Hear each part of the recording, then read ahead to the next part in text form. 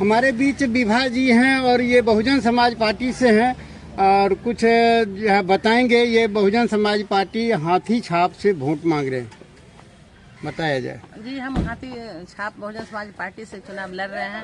Bahujan Samaj party का मतलब होता है कि अब सभी कास्टों की पार्टी, आपको ओबीसी, ईबीसी, एसटी, जितने भी महादलित हैं, ईडब्ल्यूएस में जितने भी पार्टी, बहुजन माने सभी कास्टों की पार्टी। और बहुजन हिताय बहुजन सुखाय पार्टी का मूल मंत्र है। और ये यूपी की मायावती जी की पार्टी है और इसी पार्टी से हम चुनाव लड़ रहे हैं। मैंने पिछले 20 वर्षों से यहाँ पे जनता के बीच में काम कर रहे हैं, 2 बार प्रखंड प्रमुख भी रहे हैं। तो मैं यहाँ पे किसी क्या करें पहचान के मुहताज नहीं हूँ। जनता मुझे सभी जानते हैं और मुझे काम करने की जो मेरा तरीका है इसको भी लोग जान रहे हैं। पिछले 4 साल तक मैं तेज प्रताप की विधायक प्रतिनिधि भी रही हैं। लगभग 250-300 हसनपुर विधानसभा क्षेत्र में सड़कें भी बनवाए, 18 आरसीसी पुल पुलिया भी बनवाए हैं।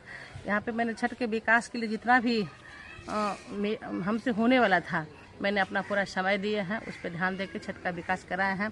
अब जनता की बारी है, क्योंकि मैंने बहुजन समाज पार्टी से यहाँ चुनाव लड़ रहे हैं और जनता के विश्वास पर ही हम बहुजन समाज पार्टी से यहाँ चुनाव लड़ रहे हैं। और जितने भी प्रत्याशी हैं सब जनता आजाद में है, जनता के भरोसे ही चुनाव लड़ रहे हैं।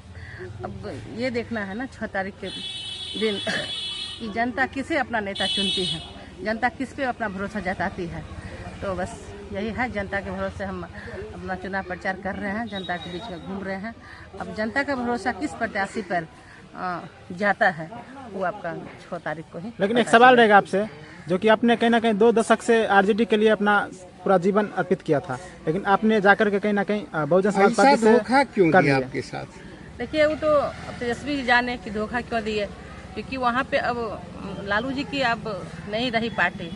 आरजेडी जो पहले लालू जी की पार्टी थी, लालू जी सभी कार्यकर्ता का मान सम्मान का ध्यान रखते थे, उनका क्या मेहनत है उनका मजदूरी वो देते थे। लेकिन तेजस्वी जी में अब ये बात नहीं रहा। तेजस्वी जी अब नए जमाने की युवा है, अपने हिसाब से सोचते हैं। उनके समय में अब जो समर्पित कार्यकर्ता हैं उनके नज़र में उनके लिए कोई मायने मतलब नहीं रहता है और खुद वो परिवारवाद की उपज हैं और छठ में भी परिवारवाद को बढ़ावा देना चाह रहे हैं। और जो जितने भी विधानसभा हैं सभी विधानसभा में कहीं ना कहीं जो भी प्रत्याशी आज चुनाव लालटेन से लड़ रहे हैं वो कोई ना कोई मतलब किसी के ससुर एमएलए है, किसी का हस्बैंड एमएलए है, किसी के पिताजी एमएलए हैं। अपने तो परिवारवाद की उपज है ही, क्षेत्र में भी परिवारवाद के बढ़ावा दे रहे हैं। इससे कहीं ना कहीं जो भी राजद के कार्यकर्ता हैं जो राजद के झंडा को कई वर्षों से ढो रहे हैं उनके मान सम्मान पर कहीं ना कहीं जरूर ठेस पहुंचा है।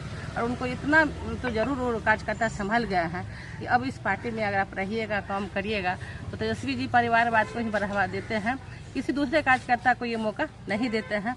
इससे मेरे जैसे जैसे कितने ही कार्यकर्ता हैं बिहार में, आज अभी कितना 150 कार्यकर्ता होंगे जो आरजेडी से रिजाइन देके और किसी न किसी दल से निर्दलीय से चुनाव लड़ रहे हैं और अपना भाग जनता के बीच में आजमा रहे हैं। लेकिन हसनपुर विधानसभा एमओआई समीकरण से झकरा हुआ है, लोग कहते हैं ऐसा, उससे आप कैसे निकल पाइएगा? देखिए, इस बार सब समीकरण टूट जाएगा।